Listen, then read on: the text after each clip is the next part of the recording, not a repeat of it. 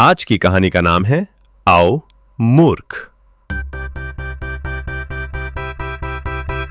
एक दिन राजा भोज ने अपनी महारानी लीलावती के भवन में प्रवेश किया। वहां रानी और उनकी सखी एकांत में बातें कर रही थीं। राजा अचानक वहां पहुंच गए थे। उन्हें देखकर रानी बोली, आओ मूर्ख। यह सुनकर राजा विचार करने लगे, मुझसे तो कोई भी मूर्खता नहीं हुई।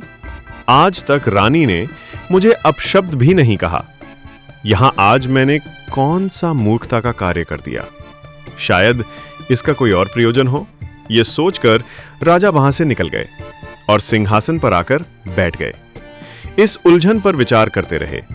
अचानक उन्हें इस जिज्ञासा के समाधान की युक्ति सूझी। राजा भोज की सभा में 1400 विद्वान थे। उस समय जो भी विद्वान सभा में पहुंचे, उनमें से प्रत्येक से राजा ने आओ मूर्ख कहना प्रारंभ किया। विद्वान भी विचार में पड़ गए कि हमें मूर्ख कहने में महाराज का क्या हेतु है। विस्मय में उलझे विद्वान चुप होकर बैठ गए। कुछ देर बाद सभा में कालिदास ने प्रवेश किया। उनसे भी राजा ने उसी प्रकार प्रश्न किया।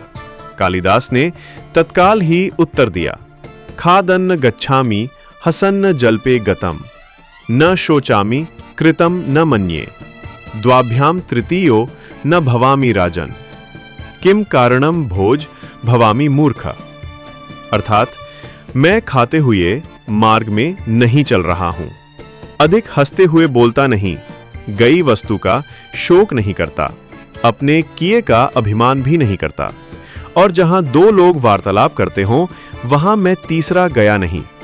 इन पांचों में से मुझसे एक भी मूर्खता नहीं हुई।